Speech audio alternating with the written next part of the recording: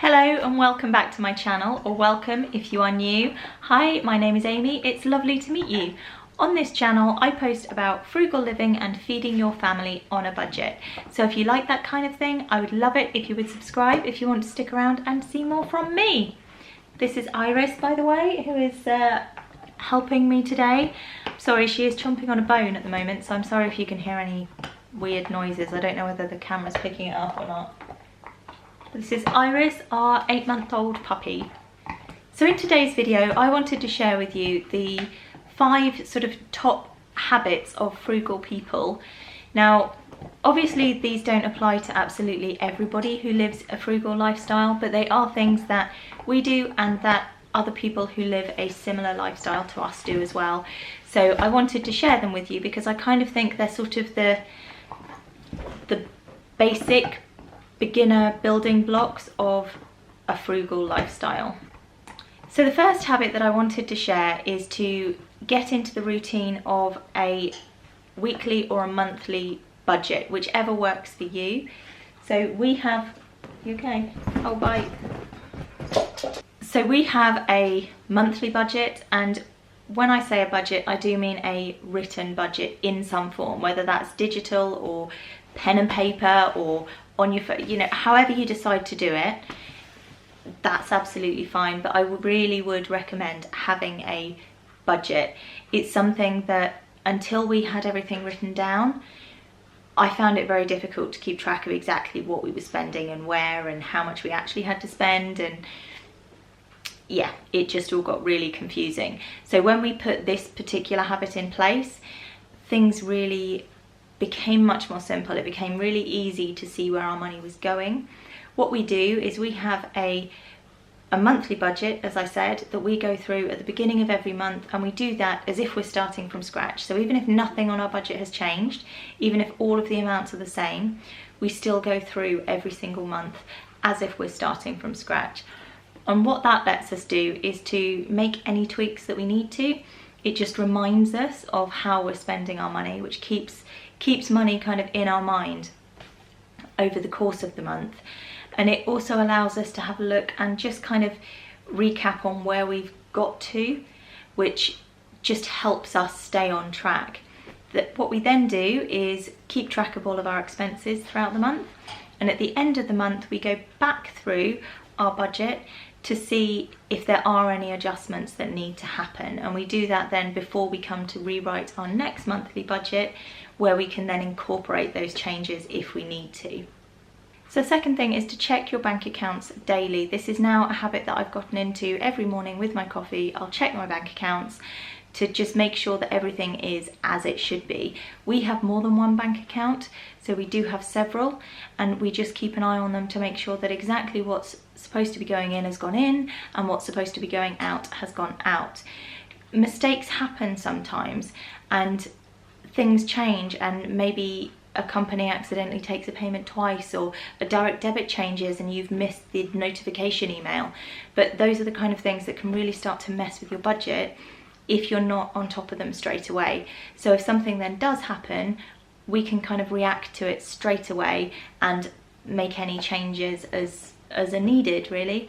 So that's something else that really helps us keep on top of things.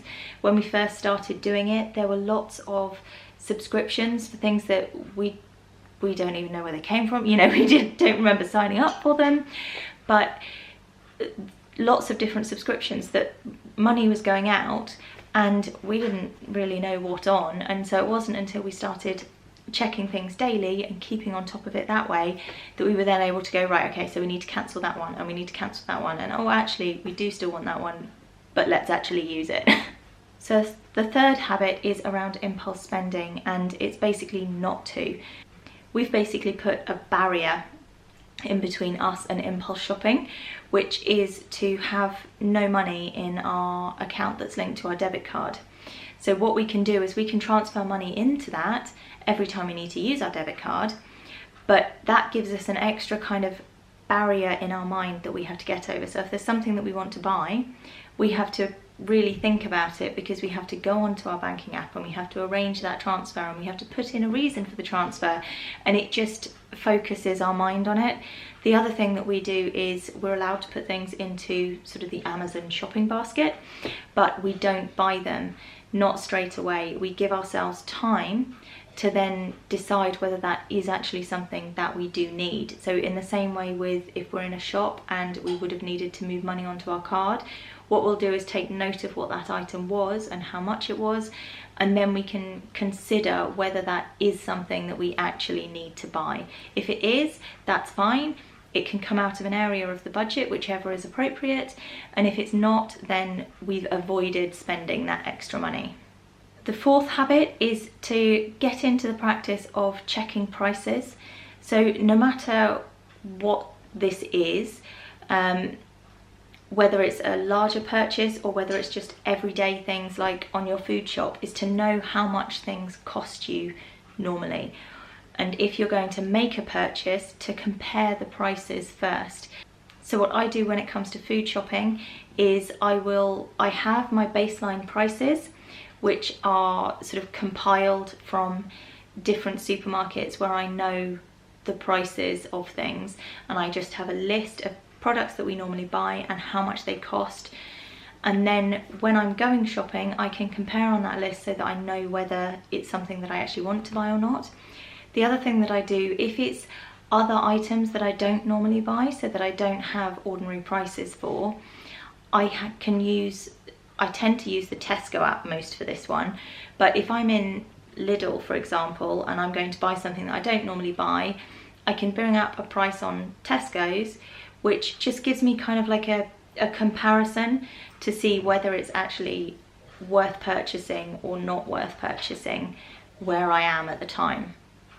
So comparing the prices and keeping a list of prices of things that we normally buy is something that I do all the time. It's kind of like a subconscious habit now. I will just take a note of a price if I'm out somewhere, and then that can get added to my list. If it's a larger item, I would compare prices before buying. I would never just buy something. So recently we needed to buy a new washing machine. So I found out all of the details about, you know, what I actually needed from the machine, and then I went and found the best price that I possibly could for what we needed. I think partly that comes back to the impulse spending again as well, in that rather than just going and saying, right, I need this item, I'm going to get this one, it's taking that extra step to research and find out the different prices. And the fifth one, it's not really so much a habit, but it's something that we do. So it's to know why you're living the lifestyle that you're living, to know why you're living frugally if that's what you're trying to achieve, and to also make that why very visible to yourself.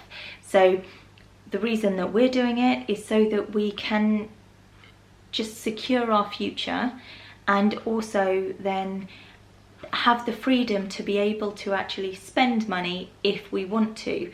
So if there is something that we need or something that we particularly want as a family, we're then in a position to be able to do that. Whereas without cutting back in other areas of our life, we wouldn't then be able to afford the things that we do want in particular areas of our life. And by making it visible, I mean, stick it to your fridge, stick it to the front of your computer screen. I have it on my phone screen, so every time I unlock my phone, I have loads of different reasons flashing up at me as to why we're doing what we're doing. Because living frugally can be really, really hard. It can feel like you are depriving yourself sometimes. So remembering why it is that you're doing those things. You know, sometimes I'll be in the supermarket and I'll just be looking at it and like, well, why can't I just go and get a takeaway tonight? And then I'll look at my phone and I'll be like, well, actually, do I want that takeaway more than I want the future that I want our family to have? And so then I can think about it and make the judgment that actually I don't. I will go home and cook, because I want our future and our financial future more than I want the little everyday things. There are times when we treat ourselves. It's not like we just live on the lowest budget possible all the time. We do spend money as well, but it's about having that freedom to spend it how we want to.